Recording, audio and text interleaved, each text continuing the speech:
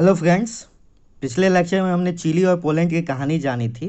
ठीक है कि चिली में किस तरह आइंदे का गवर्नमेंट रहता है, डेमोक्रेसी रहती है, फिर मिलिट्री कूप होता है और फिर 17 साल के सेपरेशन के बाद वहाँ पे क्या होता है, वापस डेमोक्रेसी आती है। ठीक है, लेकिन पोलैंड के केस में क्या था कि एक communist government, one single party rule रहता है और वहाँ से डेमोक्रेसी आता है और लेक वलेसा ज्वाइन करती है उसको।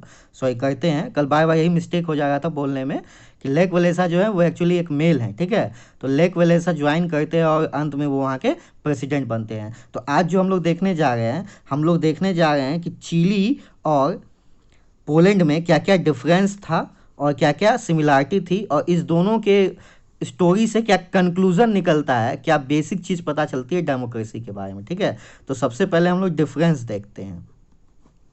ठीक है, तो डिफरेंस अगर हम लोग देखें तो एक तरफ हमारा क्या है, चिली है, और एक तरफ हमारा क्या है, पोलैंड है।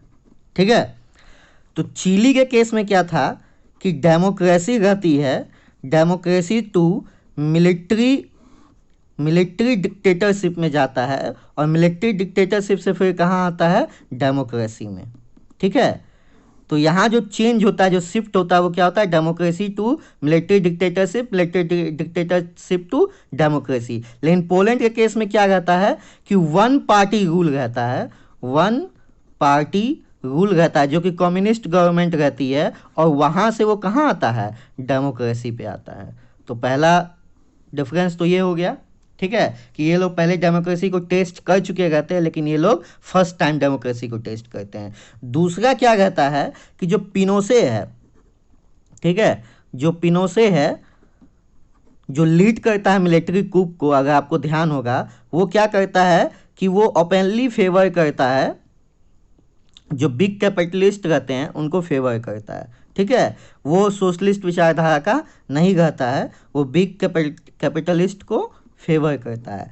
लेकिन इसी जगह पर जो पोलैंड में वर्कर्स पार्टी का जो रूल रहता है, पोलिश यूनाइटेड वर्कर्स पार्टी का रूल रहता है, वो क्या क्लेम करती है, वो ये क्लेम करती है कि हम लोग जो रूल कर रहे हैं वो किसके बिहाफ में रूल कर रहे हैं, किसके बिहाफ में, वर्किंग क्लास के बिहाफ में रूल कर रहे हैं हम लोग। ठीक है, तो उन लोगों का कहना था कि हम लोग वर्किंग क्लास के बिहाफ में रूल कर रहे हैं, तो स्वाभाविक है कि ये कैपिटलिस्ट को क्या करेगी, सपोर्ट नहीं करेगी। मतलब इनके फिलॉसफी के अनुसार ये कहना चाह रही थी कि हम वर्किंग क्लास का सपोर्ट करते, कैपिटलिस्ट का सपोर्ट नहीं करते। और ये क्या कह रहे थे कि हम लोग कैपिटलिस्ट का सपोर्ट करते, ये पूरा खुल के कर रहे थे और इनका कहना कुछ और था, लेकिन कर वो जनरली एक्सप्लॉयटेशन ही कर रहे थे। ठीक है, इसके केस में क्या था, जैसे बोले कि डेमोक्रेसी पहला था, तो इसमें क्या हम लिख सकते हैं कि इलेक्शन वेयर हेल्ड बिफोर, ये लोग इलेक्शन पहले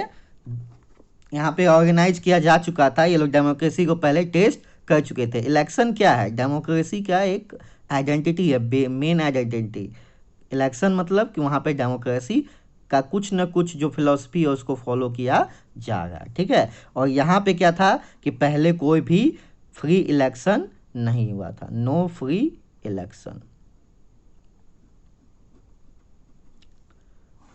ठीक है, तो ये डिफरेंसेस थे। अगर आप सिमिलरिटी पे आए कि ये तो डिफरेंस हो गया, दोनों में क्या क्या सिमिलरिटी था, तो अगर सिमिलरिटी की बात की जाए तो दोनों में सिमिलरिटी ये थी कि दोनों केस में एक जगह जब इसका मिलिट्री डिक्टेटरशिप आया और यहाँ पे क्या था, वन पार्टी रूल था, तो दोनों केस में जो है वहाँ की जनता जो है वो अपने रूलर को चूज नहीं कर सकती थी। ठीक है, तो people could not choose there leader.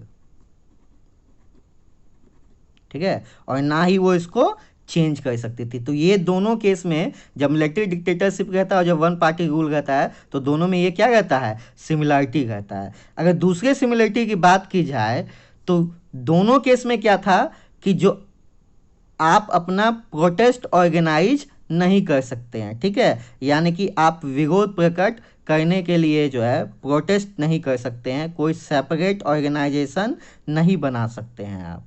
ठीक है, तो ये एक सिमिलरिटी था। आप ध्यान में होगा आपका कि जब लेनिन शिपयार्ड में एक महिला क्रेन वर्कर को निकालने के लिए स्ट्राइक होता है, तो वो स्ट्राइक को सरप्रेस करने के लिए कितना गवर्नमेंट प्रेशर डालती है, ठीक है। और सॉलिडिटी को सप्रेस करने के लिए मार्शल लॉ लगा देती है। तो कार्ट और ऑर्गेनाइज, ये एक दोनों में क्या था, सिमिलरिटी था, ठीक है। और एक क्या था कि no real freedom to express one's opinion, कि आदमी अपनी विचार को प्रकट नहीं कर सकता था। प्रकट मतलब कि आप गवर्नमेंट के फेवर में बोल रहे हैं तो ठीक है, अपोज में बोलना चाह रहे हैं तो आप अगर किसी चीज़ का सुझाव भी देना चाह रहे हैं तो आप नहीं दे पा रहे हैं, क्योंकि प्रेस जो है वो हाईली सेंसराइज था, ठीक है। दोनों केस में जब मिलिट्री रूल यहाँ लगा और यहाँ पे तो पहले से ही कम्युनिस्ट गवर्नमेंट थी, तो हम देख सकते हैं कि क्या क्या डिफरेंसेस है और क्या क्या सिमिलरिटी था दोनों के बीच में, ठीक है। लेकिन मेन पॉइंट इसका क्या है कि इस दोनों कहानी को सुनने के बाद हम इसका कंक्लूजन क्या निकालते हैं, क्या कंक्लूजन हम लोगों को इससे मिलता है, ठीक है। डेमोक्रेसी के बारे में क्या कॉन्सेप्ट बनता है, क्या बेसिक जो आपके दिमाग में आएगा कि बेसिक विचारधारा क्या है डेमोक्रेसी की, ये इस दोनों केस को देखने के बाद अच्छे से समझ में आ रहा है कि जो वहाँ की जनता है, जो वहाँ की पीपुल है, जो वहाँ के लोग हैं, उनको जो सबसे पहला मांग था डेमोक्रेसी का, वो क्या चीज़ मांग रहे थे। तो ये कंक्लूजन है, ये पता चलेगा कि आखिर डेमोक्रेसी का जो स्टार्ट होता है, जो मतलब शुरू होता है जहाँ से, वो क्या है। तो अगर अच्छे से आप याद करें तो आपको पता होगा कि दोनों में क्या चाह रहे थे वहाँ के जनता, कि वो लोग जिनको इलेक्ट करे वो रूल करे। तो जो पहला आपको यहाँ पे डेमोक्रेसी का फीचर पता चला, वो ये आपको पता चल रहा है कि only leaders elected by people should rule. Only leaders elected by people should rule, ये पहला बेसिक फीचर आपको पता चला डेमोक्रेसी के बारे में, कि जो जनता जिसे चुनेगी वो उसे ही शासन करना है, ठीक है। दूसरा आपको ये पता चला कि कोई भी डेमोक्रेटिक कंट्री में क्या क्या होना चाहिए, फ्रीडम होना चाहिए अपोज करने का, फ्रीडम होना चाहिए एक्सप्रेस करने का, और फ्रीडम होना चाहिए ऑर्गेनाइज करने का। तो ये तीन बेसिक चीज़ आप लोगों को पता चला, क्या कि फ्रीडम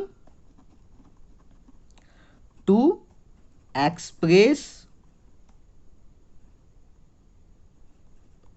व्यूज,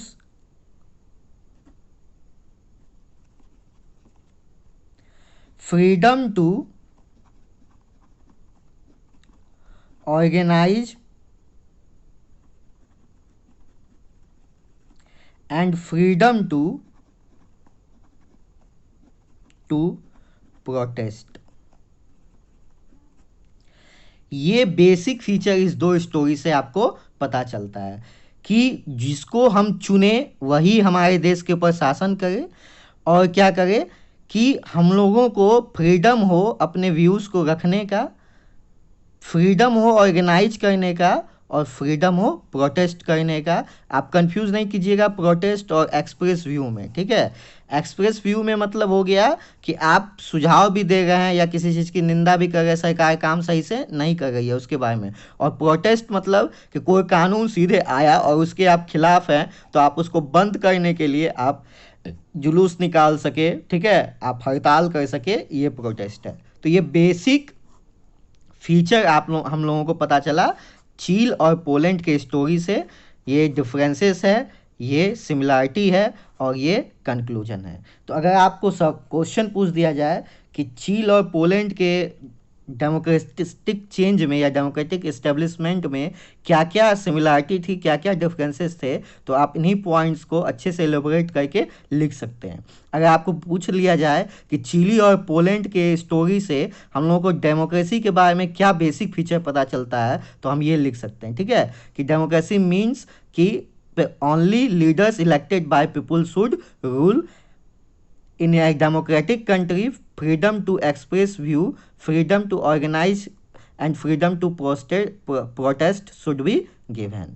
ये बेसिक फीचर होना चाहिए एक डेमोक्रेटिक में, यहीं से डेमोक्रेसी की शुरुआत होती है, ठीक है। नेक्स्ट लेक्चर में हम लोग डेमोक्रेसी किस तरह फैली पूरे वर्ल्ड में उसके बारे में जानेंगे, अलग अलग फेज में उसका कैसे शुरुआत हुआ, बीच का मतलब पहला स्टार्टिंग किस तरह से हुआ, बीच में वो किस तरह से फैला और अभी के क्या हालात हैं, ठीक है। जैसे कि हम यहाँ देख पाए हैं कि डेमोक्रेसी थी लेकिन फिर भी वो क्या हो गया, शिफ्ट हो गया मिलिट्री डिक्टेटरशिप में, फिर वहाँ से डेमोक्रेसी आया। तो क्या क्या उथल पुथल आया, इस सब को हम लोग किस में देखेंगे, नेक्स्ट लेक्चर में देखेंगे।